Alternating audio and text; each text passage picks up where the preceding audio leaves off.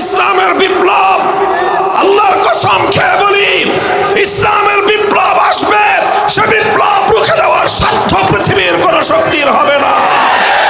সে বিপ্লব যখন আসবে, দিল্লির লাল কেল্লায় কালেমার পতাকা উঠবে, চায়নার পিকিং এর পথে পথে আল্লাহু আকবারের ধ্বনি উঠবে, মস্কোর রাজপথে আল্লাহর বরত্বের জয়গান গাওয়া হবে, সেই স্বয়ং ওয়াশিংটনের মাথার উপর লা ইলাহা ইল্লাল্লাহর পতাকা উঠবে, ইসরায়েলের পতন ঘটবে, মুজাহিদিনদের হাতে কালেমার ঝান্ডা উঠবে, কালিমার ঝান্ডা উঠবে ইনশাআল্লাহ।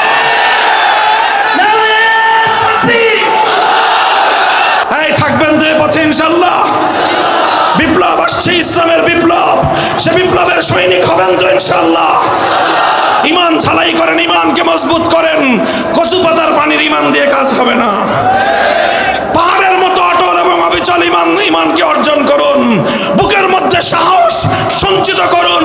ইনশাআল্লাহ আপনি যদি হকের উপর অটল থাকেন, সাহায্য করবেন কে? চিৎকার করবেন, সাহায্য করবেন কে? সত্যের উপর অবিচল থাকতে চেষ্টা করেছি, লোভ লালসা এসেছে আমাদের সামনে। জিজ্ঞাসা করা হয়েছে, হুজুর কোন আসন থেকে নির্বাচন করতে চান? পরিষ্কার বলে দিয়েছি, এই ধরনের কোনো আসন ফাসনের চিন্তা মামুনুল হক করে না। যখন দেখেছে যে এই সমস্ত রাস্তা দিয়ে তো কাজ হবে না, তখন আমাদের উপর জুলুমের স্টিম রোলার চালানো হয়েছে। এমন কোনো নির্যাতন নেই, জুলুম নেই যে 3 বছরের মধ্যে আমাদের উপর, অন্তত দুর্বল মানুষের উপর যেই জুলুম চালানো যায়, তার প্রতিটি জুলুম, প্রতিটি অত্যাচারের পরীক্ষা আমাদের উপর দিয়ে চালানো হয়েছে। আমাদের বিশ্বাস ছিল, আমাদের ঈমান ছিল, আমাদের ইয়াকিন ছিল, যদি আর একটু সময় যদি আমরা ধৈর্য ধারণ করতে পারি, আমরা আখেরি যুগের মুসলমান, আল্লাহ আমাদের পরীক্ষা সহজ করবেন, আল্লাহর সাহায্য অতি নিকটে আসবে। আমরা অটল এবং অবিচল থাকার চেষ্টা করেছি। জালিমের সামনে মাথা নত করি নাই, জালিমের প্রস্তাব গ্রহণ করি নাই, জালিমের কথায় তার ভাস্কর্য এবং মূর্তি সংস্কৃতিকে বৈধতা দিতে আমরা সম্মত হই নাই। জালিম ক্ষিপ্ত হয়েছে, আল্লাহ রাজি হয়েছেন, জালিম নারাজ হয়েছে, আমার রব রাজি হয়েছেন, জালিম নাখোশ হয়েছে, আমার রব খুশি হয়েছেন, জালিম জুলুম করেছে, আমার আল্লাহ সাহায্য করেছেন। দিন শেষে প্রমাণ হয়েছে, আল্লাহ যাকে সাহায্য করেন, হাজার জালিমের জুলুম তার একটা পাকা পশম সোজা করতে পারে না।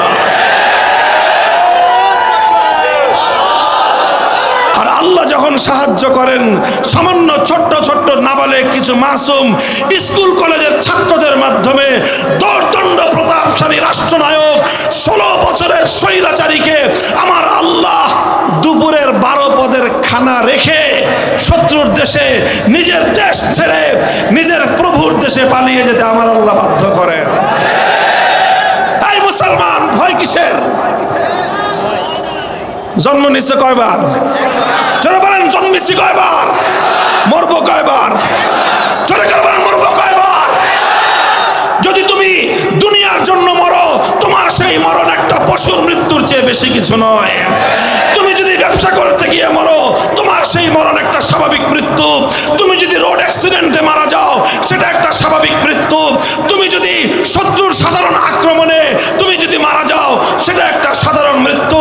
আর তুমি যদি আল্লাহর দ্বীনের পথে অটল আর অবিচল থাকতে গিয়ে দ্বীনের দুশমনদের আক্রমণে তোমার যদি প্রাণ যায়, তাহলে তোমার সেই মরণ, তোমার সেই আত্মত্যাগ, তোমার সেই জীবনদানের নাম হলো শাহাদাতের মৃত্যু। বাংলার তরুণ ছাত্র সমাজ, এদেশের মাদ্রাসা, স্কুল কলেজ, ইউনিভার্সিটির মাদ্রাসার প্রতিটি ছাত্রের হৃদয়ের গহীনে একটা স্বপ্ন লালিত হচ্ছে। সে স্বপ্ন হলো সোনার মদিনার ইসলাম কায়েমের স্বপ্ন। আগামীর বিশ্ব হবে ইসলামের বিশ্ব, একটা বিপ্লব হবে ইসলামের বিপ্লব।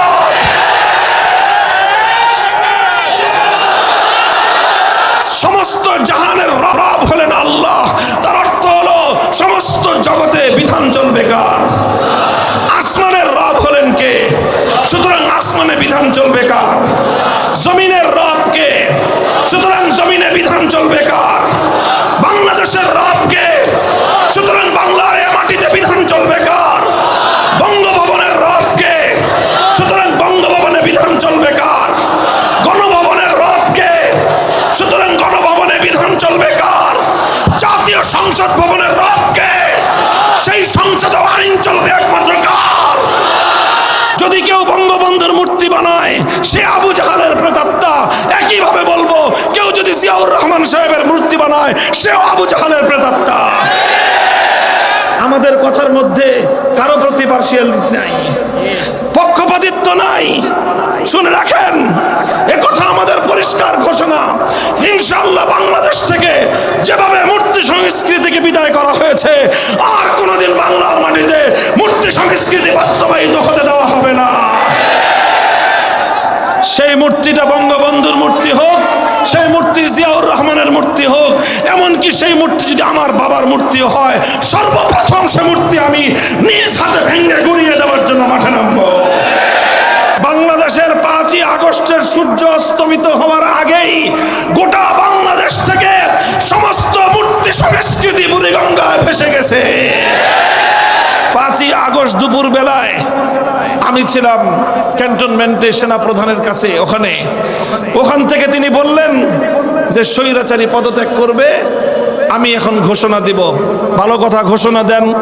ঘোষণাটা দেওয়ার পর আসরের নামাজের আগেই বললেন যে তাহলে চলেন হুজুর, আমরা সকলে মিলে বঙ্গভবনে যাই, সেখানে গিয়ে পরবর্তী দেশটাকে কেমনে শান্ত করা যায় তার ব্যবস্থা করি।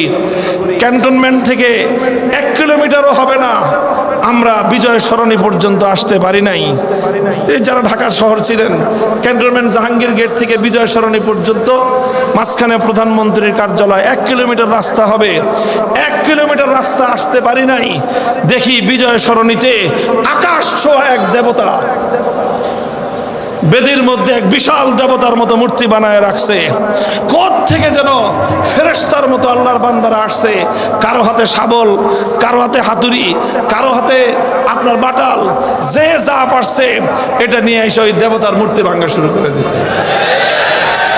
কাউকে বলতে হয় নাই, কেউ কাউকে নির্দেশ দিতে হয় নাই, মুহূর্তের মধ্যে কোথা থেকে আসলো। আরেকজন দেখি রশি না গলায় পেঁচাইছে দেবতার, দেখি দেবতার যেই সাইজ, রশির সাইজ চিকন হয়ে গেছে। এরপরে কিছুক্ষণ পরে 5 মিনিট পরে দেখি একজন মোটা রশি নিয়ে আসছে। কোত্থেকে আনছে আল্লাহ জানে, জাহাজ বান্ধে না যে রশি দিয়ে। এই দেবতার সাইজ যেরকম, এই জাহাজ বান্ধার রশি আইনা দেবতার গলার মধ্যে পেঁচাইছে। এখন রশিদের যতই মারে টান, কিন্তু রড দিছে একেবারে 10 তলা 20 তলা বিল্ডিং বানানোর জন্য যে মোটা মোটা রড দেয়, সেই রড দিয়ে দেবতাকে খাড়া করাইছে। যখন ঠ্যাং ভাঙছে, হাতুড়ি দিয়ে বাটাল দিয়ে তারপরে তো রড আসছে। এই রড তো হাতুড়ি দিয়ে বাটাল দিয়ে ভাঙা যায় না। পরে কোত্থেকে এই সমস্ত মানুষগুলো হ্যাক্সো ব্লেড নিয়ে আসছে, এরপরে হ্যাক্সো ব্লেড দিয়ে পায়ের রক কাটছে। এরপরে এই বিশাল গাছি ধরে হাজার হাজার মানুষ হেসকা টান মারছে আল্লাহু আকবার বলে। আকাশ থেকে হুবলের দেবতা জমিনের মধ্যে ভূপাতিত হয়ে গেছে। এটা শুধু ঢাকার শহরের বিজয় সরণির দৃশ্য, বাংলাদেশে আর কোথাও এই ঘটনা ঘটে নাই। বাংলাদেশের 5ই আগস্টের সূর্য অস্তমিত হওয়ার আগেই গোটা বাংলাদেশ থেকে সমস্ত মূর্তি সংস্কৃতি বুড়িগঙ্গায় ভেসে গেছে। কিভাবে হলো এই কাজ? আমরা তো কিছু বলি নাই। আমরা তো বলেছিলাম 3 বছর আগে, 3 বছর আগে বলেছিলাম এটা মুসলমানদের দেশ, হিন্দুরা তাদের মন্দিরে মূর্তি বানায়, সেটা হিন্দুদের ব্যাপার। কিন্তু মুসলমানদের জনপদে, মুসলমানদের সমাজে, মুসলমানদের রাষ্ট্রীয় স্থাপনাগুলোতে কারো মূর্তি বানায় বানায় মসজিদের নগরটাকে মূর্তির নগরের পরিচয় দিবেন, মুসলমানরা বেঁচে থাকতে এটা আমরা বরদাস্ত করব না। আমার কথাটা ভালো লাগে নাই, খুব খেপছেন উনি আমার উপরে। আমরা বললাম যে মানুষটা মারা গেছে, যে মানুষটা মারা গেছে সে নিজেকে মুসলমান বলে পরিচয় দিতেন। আপনারাও মুসলমান বলেন, আমরাও মুসলমান।